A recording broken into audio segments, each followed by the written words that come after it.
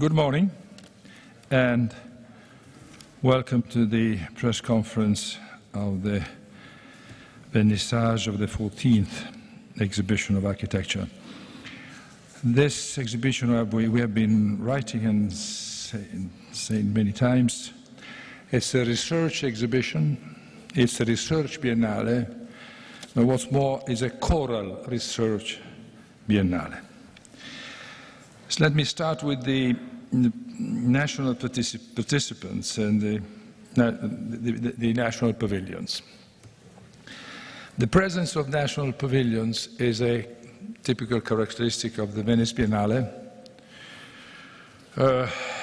differently commented through the years because of excessive criticism or simply because of jealousy. Because it's a fundamental aspect of the institutions and of its exhibitions.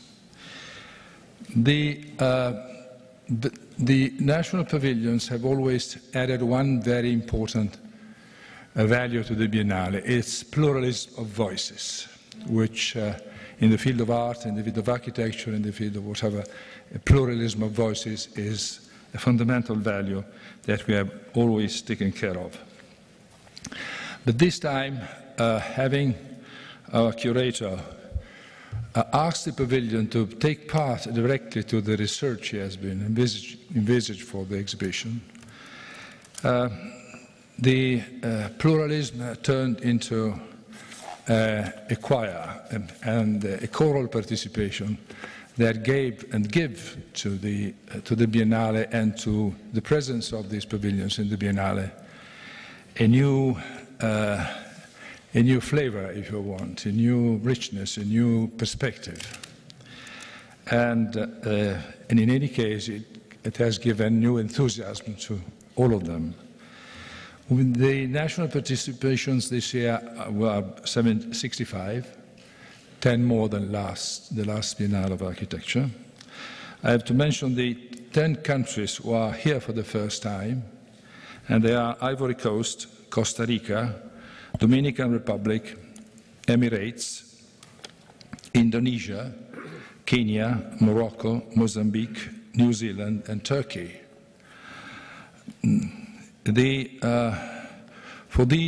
For some of them, we have been working hard for the restoration of a new wing of the Arsenale. We have restored 3,000 square meters, and the Arsenale is now hosting as many countries as the Giardini, which is one of the records of this Biennale.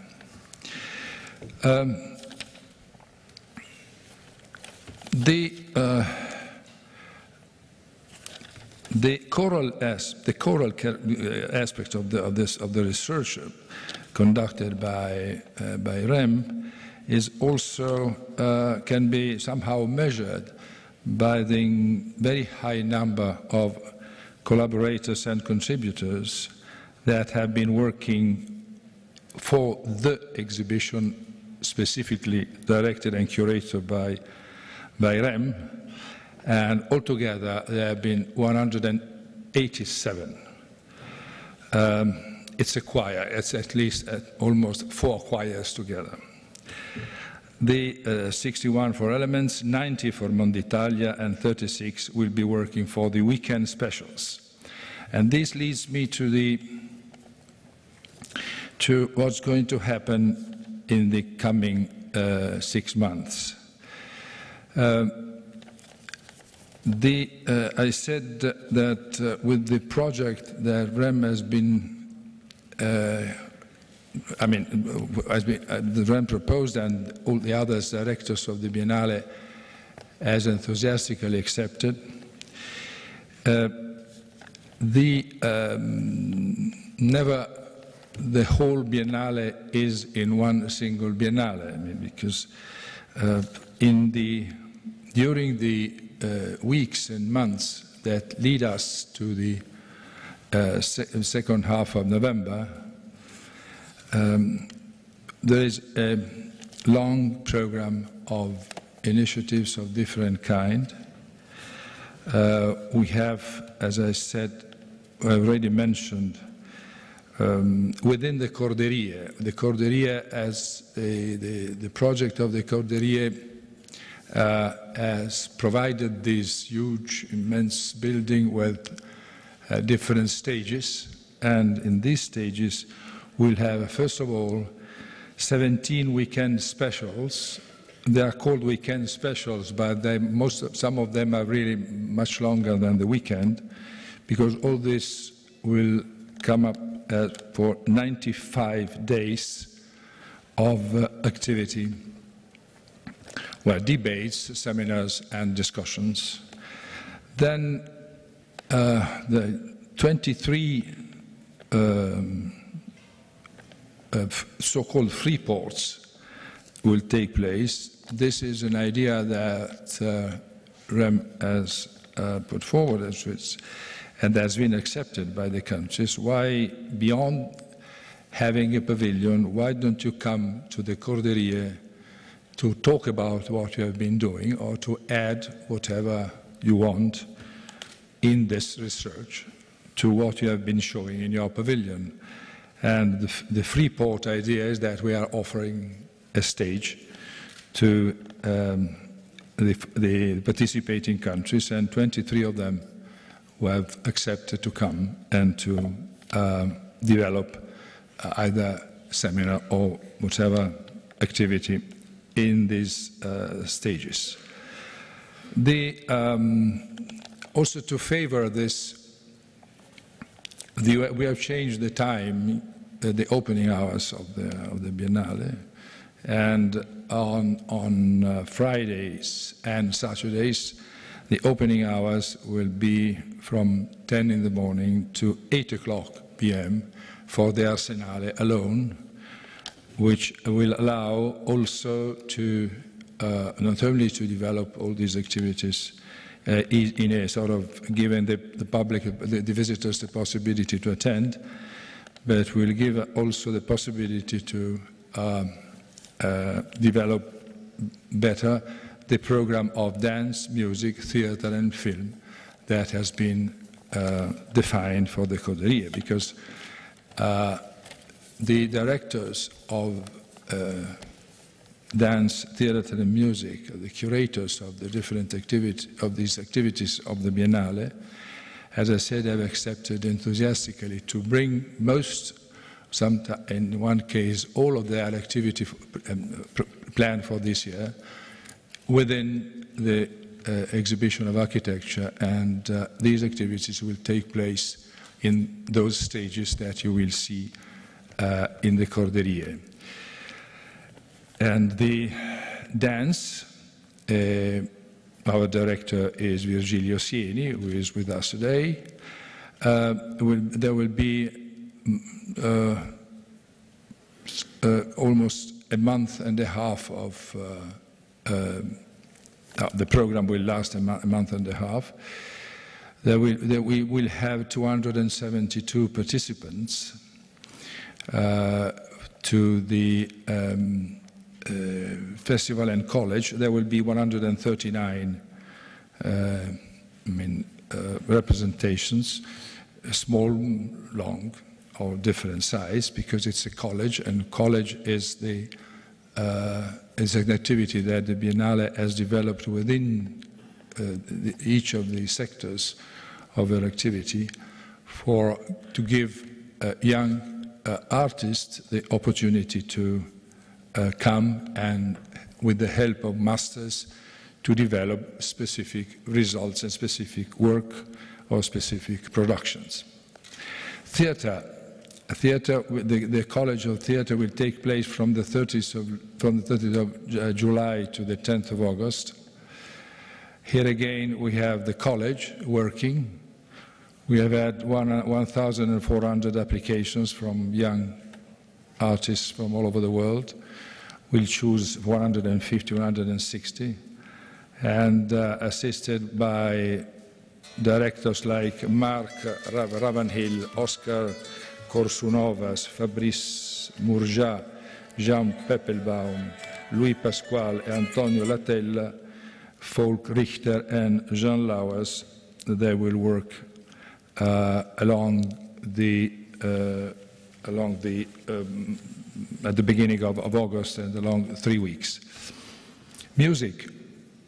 From the 3rd to the 12th of October, there will be 51 artists working at the Corderie, rehearsals or performance.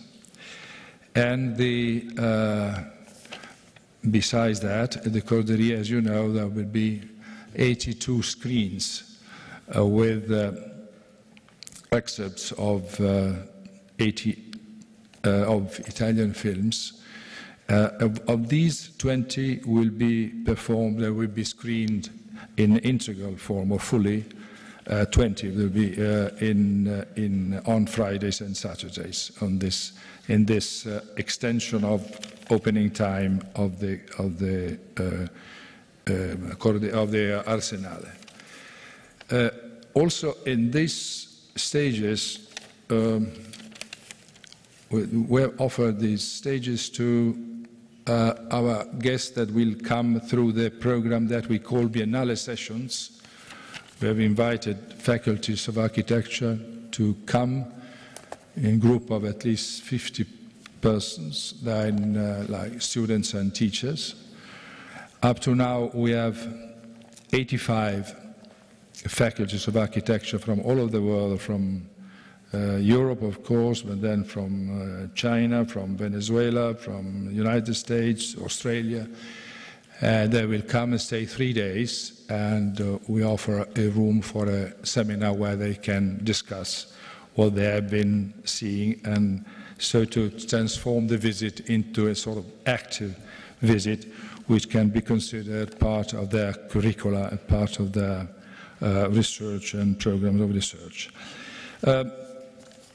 From the end of June to the onwards, we have provided for this. We have provided something which is definitely new, because the Corderie, we have installed in the Corderie 70 big fan coils that will be working for air control and to make that immense building viable and for people who will be there as visitors or in any case for work and on the stages. I leave to Rem, of course, any further comments on the exhibition itself. I was interested in giving you an idea of what will be going on from now onwards for 6 months, and also to justify the fact that we have increased the length of the Biennale from 3 months to 6 months. And not only because we consider finally that after years, and with this one in particular, the Biennale of Architecture can join the major, the sister Biennale of Art, also in the length of time of opening, but also to give an opportunity to a great number of visitors to come. After all, this is a Biennale, is a research Biennale, but the research is interesting not only for those who are working in the field of architecture, it's also a research on what we are capable of demanding to architecture, and it's a check on our capability of expressing demand. And since we can say that the gap between the work of architects and the desire or the need or the perceptions or the capability of expressing demand of individuals and societies and institutions, if this gap widens, the future will be lived in an easy way, whereas architecture lives only if it is felt and desired by all of us. So it's a research on if you want, on all of us individuals in our capability to have a dialogue and have a desire for architecture. Finally, I want to, beyond my thanks, warm thanks to all those who have been working for this Biennale, which is an immense list of names that I cannot, of course, even dare to start mentioning.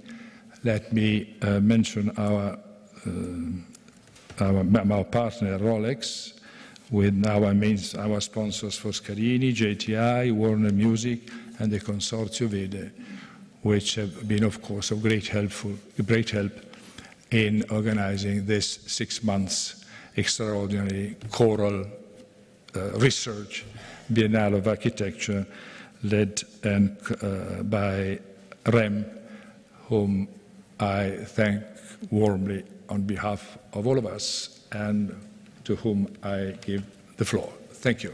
Thank you very much.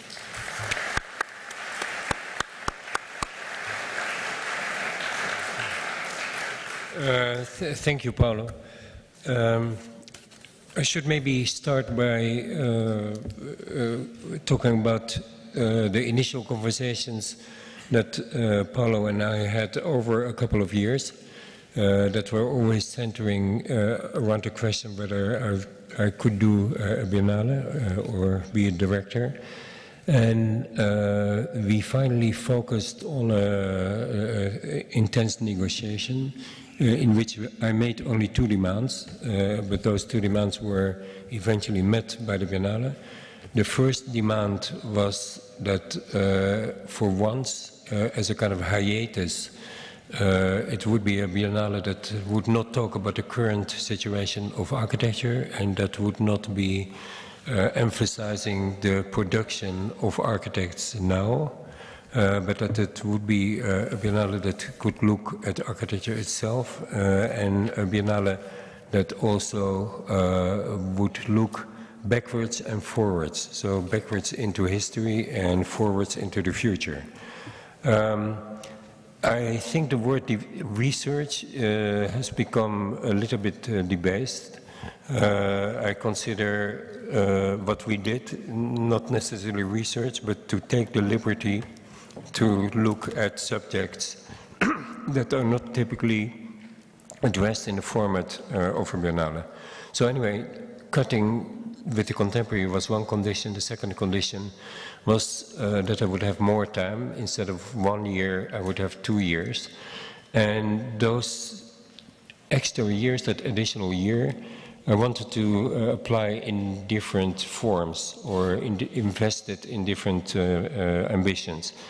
The first one was that I had a feeling that rather than the typical diversity of the national pavilions, it might be interesting to ask national pavilions or suggest national pavilions to create a combined narrative about a particular subject, and because I wanted to create all together a better understanding of our current situation, I suggested that it would be interesting to look at the last century, to look from 1914 to 2014, and I've called that theme Absorbing Modernity.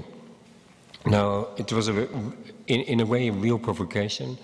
Of course, in absorbing modernity, you can look and interpret it in many different ways. I certainly didn't mean it as a documentation of the triumph of modernity. I also did not really want to imply that globalization creates a homogeneous condition in the world. The way I meant the absorbing in absorbing modernity was the same way that a boxer absorbs the blows of his opponent. In other words, I realized that modernization is a very often painful process, but that kind of somehow every nation has been in the last 200 years forced to modernize itself and forced to adapt to a condition that is currently dictating the direction of the world. And that is, of course, also not only true for nations, it's also true for architecture itself. So globally, you could say that this entire Biennale is about the effects of modernization on countries and architecture. Initially, the Biennale was skeptical that I would be able to convince the nations. But what was very surprising and therefore exciting for us is to discover that when we launched this idea the first time, the individual nations seemed to act with a kind of relief, and therefore we were able, I think, to create an orchestra of voices, of different voices that actually clarify what happened the last 100 years. We were absolutely resistant to propose one single formula or a particular way of doing it. There was complete freedom for every nation to either emphasize a single person or to emphasize a decade or to emphasize other aspects. So what you will see is a kind of real diversity of approaches. I've myself only seen the pavilions of Japan, Korea, China, Russia, America, Israel, and Switzerland. And I can already notice certain things that were not really present in previous Biennale. I think, for instance, if you look at Korea, China, and Japan, you see that the current political tension between these countries, which is very intense, more intense than we may realize here in Europe, that has been leading to a kind of more intense presentation of each country, and so that it created a kind of higher alertness, perhaps, a higher political dimension, and in a perverse way, maybe a kind of inspiration. The other countries that I mentioned clearly all have looked critically and self-critically at themselves and identified and are showing kind of genuinely interesting and for the most part new things, new to me. One of the ironic and maybe also painful conclusions of these 66 national pavilions is that it seems that not a single major architect played an important role in the last century. It's really ironic, not a single pavilion talks about Mies, Le Corbusier or anyone else. So in that sense, it is perhaps a lesson in the importance of architecture, but a lesson in modesty for the big names. The second important way in which we have been able to use the extra time was to, in our thinking about the Arsenale. The Arsenale is a very complex space. It's a very complex space to fill with an exhibition. And I felt that at this moment, architecture does not necessarily have the vigor to do it on its own. So from the very beginning, we have invited the other biennales that the Venice Biennale consists of, dance, theater, music, and film, to participate and to work together on the creation of a kind of single environment and the creation of a kind of single combined program. And that is for me also a really crucial part of this Biennale, the energy and the eagerness with which all these previously separate entities actually collaborated in a very intense and mutually reinforcing way on this consensus, on this collective enterprise. And maybe the word collective is important to introduce here, because of course in the last decade we are not really spoiled with collective enterprises. The Arsenale is very long and Italy is also very long, and that the coincidence inspired us to the main direction and the main contents of the Arsenale. we decided to exploit the length of the building to generate a very systematic investigation of Italy, a portrait or a self-portrait that is really like a scan, like a medical scan, divided in particular lines that start in the south and end in the north, that really systematically document the condition of Italy now. And we were able, with the film festival, to make a selection of 80 films that are part of that documentation. And with the Architecture Biennale, we invited 40 architects to help us, many Italian architects. And actually, what is for me a key of understanding the Arsenale is that the word about Italy is given to a different generation, roughly speaking between 30 and kind of 45, that in this situation is able to represent their vision of Italy. And if you look very carefully, and I think that many of the projects really deserve the most careful scrutiny, you see that in many cases the fact that the younger generation is speaking is really radically changing the typical interpretation, radically changing the cliches,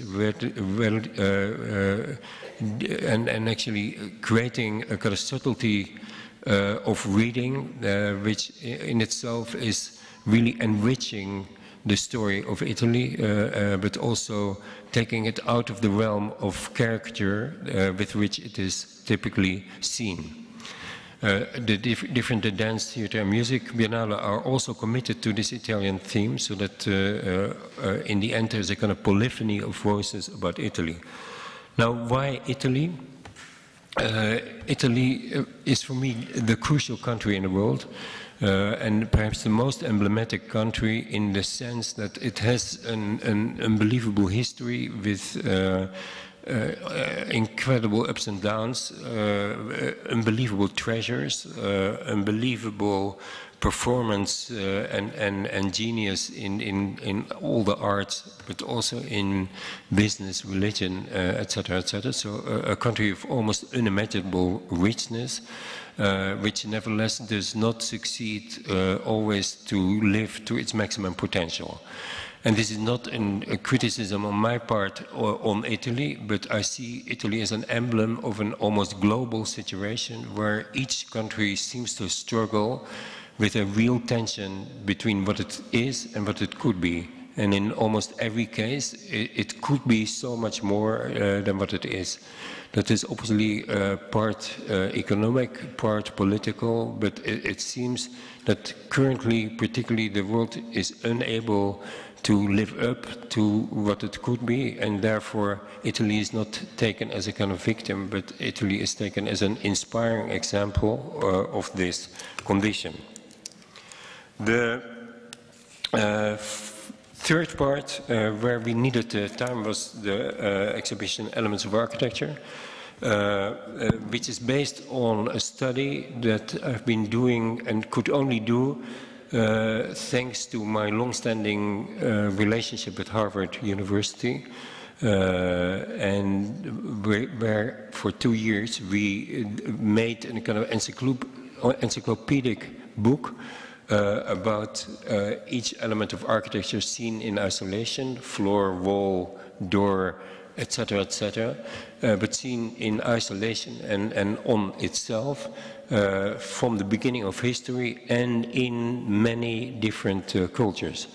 It's an obvious phenomenon that biennales having been invented in the West are a Western model. What we have tried to do is really radically break with this condition and show also the intelligence of all other cultures in this total. Baratta has named names. I have always been, apart from being an architect, very interested in looking at individual elements and their impact on architecture. In Delirious New York, I wrote about the elevator, the escalator, and air conditioning as making a fundamental mutation or creating a fundamental mutation in architecture itself. And I've pointed out the strange phenomenon that architecture itself, schizophrenic with one leg in the past always and one leg in the present, has somehow not been able to incorporate this mutation in the core of its considerations. So if you would interpret my effort over the past decades, you could see it, my main ambition has been, or one of the ambitions has been, to modernize the discourse of architecture and to modernize architecture history and architecture theory, and to force it to acknowledge that there are certain changes that fundamentally change the way in which architecture can be considered. And that is then also the ambition of this project.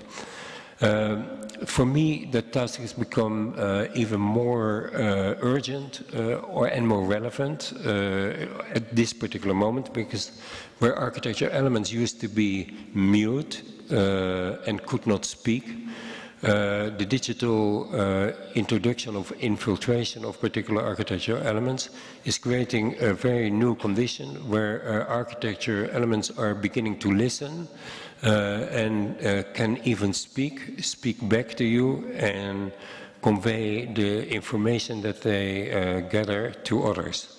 So, in other words, I think the architectural community in general has embraced the digital because it made production a lot easier. It also seemed to offer a new world of diversity and variation at the very moment that the architecture imagination must become flatter and flatter. But I suggest that in addition to that enthusiasm, we should also become very critical whether this other aspect of the digital is something that we really should embrace with the same enthusiasm, and if so, how we should channel it to make sure that it doesn't eventually make us escapes architecture from our control. I would never have dared to start this exhibition with this narrow, almost microscopic focus without the example of two friends. One is Stefan Truby, a professor in Munich University, who has written a history about the corridor, and the other is Manfredo de Robeland, who has been writing a history of the false ceiling. And so they both participated in the competition and were both able to and convinced me of the relevance of creating this architecture with maybe a narrow exhibition with maybe a narrow focus, but a focus in depth. What is very critical, and what I already hinted at, this is not an exhibition about the past of architecture and the present, and that then investigates what we lost. It's also very crucially about what we gained, and it is not only about the past, but as much as about the future, and so it tries to cover the entire width. As I said already in the case of Arsenale, this is not an exhibition where many specific architects are showing their work. It's an exhibition where 40 architects have been invited in the Arsenale, and where 6 major universities are collaborating in the Central Pavilion. There's Harvard, Yale, MIT, and Princeton, and there is Shenzhen University and 2 Dutch universities, Delft and Eindhoven in the Netherlands. So rather than individual architects, it's institutions that have contributed. Basically, we have to end kind of with names. In this case, I am really forced to acknowledge the incredible work of AMO that has been able to synthesize a massive quantity of research information and that kind of work. And I have to express my gratitude to my entire team, but particularly to Ippo Pastellini, to James Westcoast, to Federico Martelli, and to Stefan Peterman, who have been on all levels coordinating this entire effort. And of course, I think of our donors and sponsors, and some foundations who, with breathtaking generosity, have made this possible. And of course, I thank the Biennale for giving me this opportunity.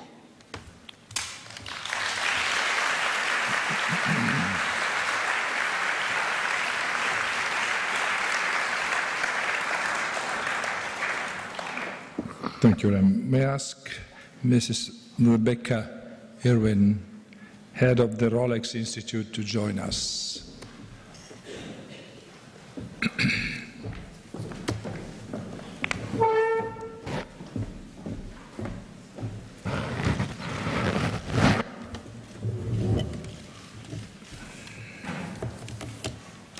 Good day, everyone. It's a real pleasure to be here. My name is Rebecca Irvin, and I'm very happy and honored to represent Rolex. I'll be very brief. We know the Biennale well. We were present here as a donor in 2010 and as a donor and sponsor in 2012, supporting specific pieces of work. And we've been really pleased to see how the Biennale has developed and thrilled that it is open now for 6 months. It is truly the world's greatest meeting of architects and the foremost architectural forum. And as such, Rolex is proud to be a partner and official timepiece of this 14th International Architecture Exhibition. And we will be present here for the next 2 editions in 2016 and 2018. This year, Rolex is also supporting Daniel Liebeskin's installation for Venice's own pavilion, Sonnets in Babylon. Rolex is deeply committed to architecture and the field of architecture, and our presence here is an important witness to that. I invite you to visit the Rolex Pavilion here at the Biennale, where you'll discover the story of our connection to architecture. But I will just say briefly that over the decades, we have commissioned local Swiss architects to build our own excellent buildings and headquarters and production buildings. We've commissioned buildings abroad, namely watchmaking facilities. In Pennsylvania, Michael Graves designed the Littitz Watch Technicum. Fumihiko Maki has designed buildings for us in Japan, in Tokyo, and Osaka. And since 2002, we've worked with some wonderful architects in the Rolex Mentor and Protégé Arts Initiative, which is our philanthropy, which helps young emerging artists work alongside established masters. We've had as mentors Alvaro Siza, Kazuo Sejima, and this year Peter Zumthor. And all these architects have generously shared their time and wisdom with the next generation, an incredible experience for architects at an early stage of their careers. This mentoring program also has mentorships in visual arts, literature, dance, film, theater, and music. So we very much salute Mr. Baratta and Mr. Koolhaas, your inclusion of these disciplines in this Biennale and giving young people the opportunity to be exposed to master artists. Finally, I'm sure most of you know the Rolex Learning Center in Lausanne, where we were the main private sponsor. We have a long relationship with the client, who is the EPFL, the Swiss Federal Institute of Technology. They do a lot of work for us in material science and microtechnology for watch design. And the Rolex Learning Center, which was designed by Sana, by Kazuo Sejima and Rie Nishizawa, will surely be, in the years to come, noted as one of the most important buildings of this millennium. And for Rolex, it expresses very much our support for quality and excellence and innovation. So we're proud to be here to play a small part in the field of architecture as a sponsor, as a philanthropist, and ourselves as a commissioner of high-quality buildings. Our support now of the Biennale is part of that story, and we hope that this unique partnership will bear much fruit for the field of architecture. So I'd like to congratulate Mr. Baratta and Mr. Koolhaas and ask you all to enjoy the 14th Biennale di Venezia. Thank you.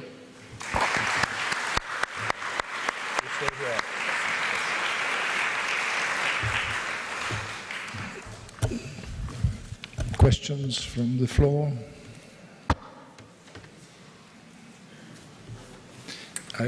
Yes. Un momento, chi è prima?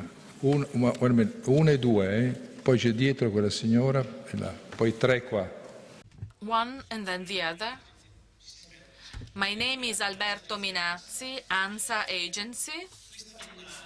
This Biennale is part of a context in Venice that has been shaken by a judicial action yesterday, that took place yesterday. The director, Koolhaas, has stressed this looking to the future. Is this, in your opinion, a message for Venice to look to the future? What kind of message are you launching? The Biennale is itself an institution that from Venice has always looked at the rest of the world, and the world is here today with us. This is part of this institution's DNA, I would say. What we have been doing in these years was just strengthening this DNA.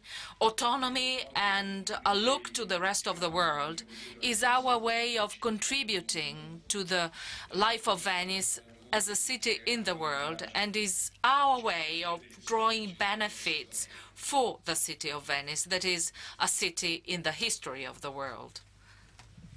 I think that one of our intentions in Monditalia was to show the incredible tension that exists between history of Italy, the qualities of Italy, and the way some of these qualities and histories are managed. And in that sense, it's a kind of incident that fits perfectly in the overall picture. Prego, c'è la signora là. Thank you. Mejra Mazatric from the Trans magazine of the ETH Zurich Architecture School. I have a question for Mr. Koolhaas. There have been reactions by architecture scholars about your list of fundamental elements of architecture. And these scholars argue that there is one element missing, which is the land underneath the building, which brings into the perspective the notion of real estate as one of the crucial presences of modernity. Can you comment about this, please? Yes, you're totally right. And we are aware, of course, that there are many different aspects that we did exclude. But I think there is at the same time a kind of presentation of each of the elements that really is very frank and direct about the extent to which market forces have influenced each of the elements in the kind of recent decades. And I think you will also be able to see both in my own text about the exhibition, but also in the case of kind of thwarted or sabotaged developments, such as in the case of the elevator, where actually kind of vastly more ingenious and creative solutions were once proposed and were once possible or seemed possible, and where the market forces, instead of promoting creativity as they are supposedly doing constantly, actually contributed only to kind of flattening and a kind of reduction of possibilities. So there is definitely a kind of critical kind of perspective underlying the entire effort, and a critical political perspective underlying the entire effort. But if we would also have begun to talk about real estate, we could never have managed this this focus, but I certainly realize that and encourage anyone to add that element which in itself deserves an entire Biennale into itself, perhaps in a different country. Questo, signore, questo. Grazie. Intanto vorrei... First of all, I would like to say that the new spaces opened by the Arsenale are very well restored and refurbished. It's great that the new spaces have been opened here at the Arsenale. The total absence of contemporary architecture in this Biennale, not the national pavilions, but the exhibitions of Mr. Koolhaas, the total absence of contemporary architecture is somehow a kind of critical position towards contemporary architecture, or maybe the demonstration of an effective crisis of contemporary architecture. Thank you. I don't want to see it kind of this simplistically as a kind of diagram, because I'm critical of contemporary architecture. I cancel it and kind of focus on something else. As an architect involved in contemporary architecture, I am submitted every day to forces that are clearly beyond my control, to kind of turmoil, turbulence, but particularly what I think is the most strongest, the strongest effect of all the forces that have been unleashed in the political and the cultural domain since the liberalization initiated by Reagan and Thatcher in the 80s. The way we now embrace the market, or where the market has become the kind of final arbiter of so many forces. For me, the greatest and actually badly documented change is that where even in the beginning of the 80s, an architect typically would be an extension of a state or of a city or of the public domain, and therefore had a theoretical connection with the intentions of the state, whether good or bad, but anyway, there was a connection, and very often that connection was justified in terms of a vision for a collective well-being of a particular society. That what has happened in the last 30 years, that connection has been totally cut. And we are now more typically working for, not for a collective vision, but for the individual vision of either people or corporations. And there again, I would say that shift is very visible under the microscope of the exhibition, but at the same time, and it's of course connected to real estate, to also combine it in this exhibition would have been too complex. What I intend with this exhibition is simply not a warning, but a moment of a pause. I mentioned in the beginning hiatus. That is, for me, the most precise term that characterizes this effort, a hiatus, so that in that hiatus we can think or begin to think. Prego, sono due mani. Uno, due. I can see two hands raised. Riccardo Salvi, RSI, rated 2. After the work you did for the Biennale, what is your opinion about national identities, or cultural identities, maybe we should better say? Well, first of all, obviously, I think there are too many opinions in the world. An opinion about national identity is worth nothing. It's only my opinion. What I was interested, initially I started with a kind of skepticism about the relevance of the National Pavilion as a lens to look at the contemporary world. But as I went along, as I saw what was developing in each of the curators' efforts, What I heard on our final kind of reunion, where every curator announced their plans in a kind of session of 66 narratives, is that completely regardless of my opinion, the national state or national entity is still an extremely crucial, important, relevant, and very often tortured entity. I was really genuinely taken aback how in the last 100 years, for my present condition of relative comfort, I personally was not prepared for the amount of maybe torture is really the only word. There was almost not a single country that had not been destroyed once, divided once, kind of sold once, rebuilt once, and destroyed again and rebuilt again, or revolutionized, counter-revolutionized. The intensity of all these narratives and how unique each of them was really made it very, very clear that for the time being and for the foreseeable future, the national entity remains a very productive way of looking at culture and looking at the world.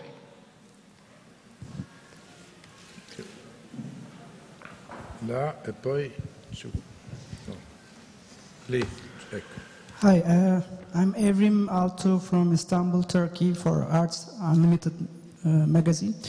I would like to ask to Mr. Koolhaas on position of the nature against the modernity or these fundamentals, these exhibitions. What will we do? What should we do as individuals or as citizens of these countries at the age of global warming, etc.? Basically, it's very difficult to. I'm of a generation, and maybe I should admit that frankly, that has a very great resistance in telling other people what to do. Or the question, what should we do, fills me with a kind of nervousness. We have always, as a generation, considered it more critical to offer insight and then to invite others to work with that insight and to use that insight as a form of informing their own intelligence. So don't expect any rules here. On the other hand, there are many things you can say. For instance, if you mention global warming, one aspect that we have tried to resurrect is the intelligence of other ways of doing it, and particularly the intelligence of, for instance, Chinese tracts or treatises about architecture that are maybe 1,000 years ago, but that actually in many ways address issues that we are wrestling with today, such as corruption, value engineering, kind of market forces, etc., etc. So one thing I can say is that it's important not to look at global warming or at sustainability as an issue that is suddenly imposed on architecture, and that now architecture should be completely mobilized to address. I would rather say that architecture always has had a kind of deep intelligence about a surprising amount of issues in a surprising amount of different cultures. For instance, look at all the houses, Indonesian houses, in the roof part of the exhibition, and see how each of them performs perfectly in an incredibly hot climate without air conditioning or anything else. So what for me is the greatest beauty of architecture is an accumulated intelligence that if you would be able to work with that accumulation has a lot to say and a lot of relevance to any current issue, and not to press architecture or mobilize architecture in the service of current political rhetoric of what we need to do to save the world now or tomorrow.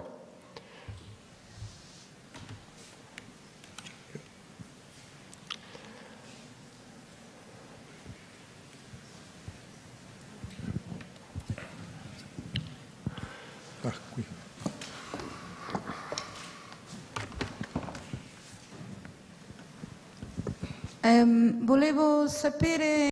I would like to know, as regards the Golden Lion to Phyllis Lambert, it is the first time, I think,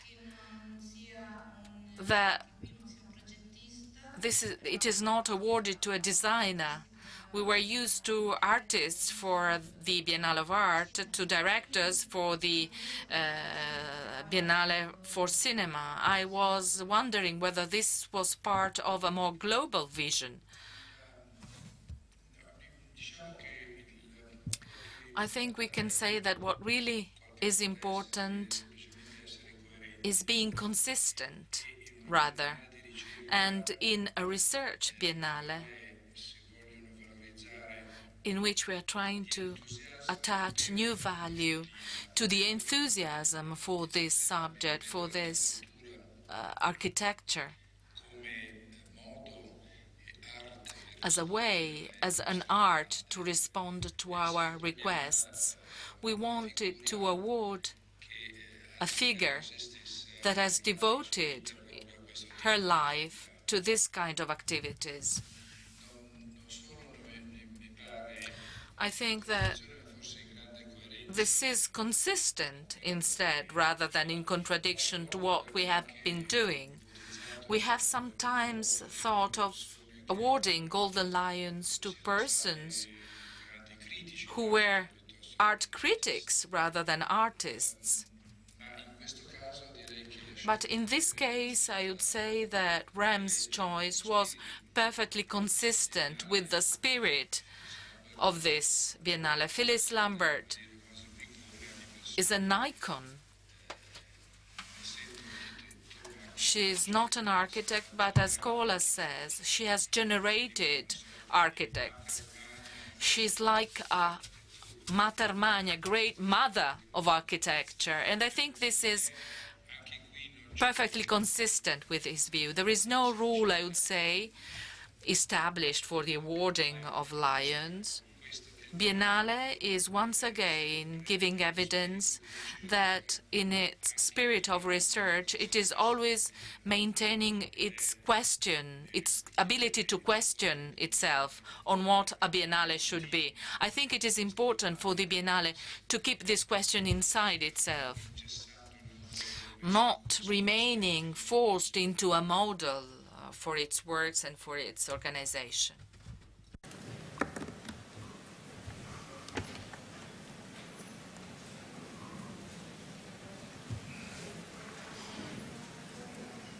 C'era uno, ma stanno grattandosi la testa, quindi non è giusto, non è.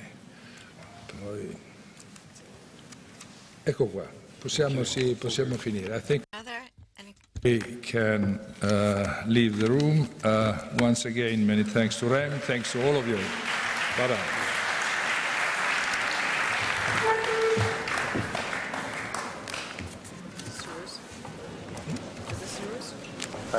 Yeah, but they come and collect it. Okay, I'd like to keep it if I can. Yes.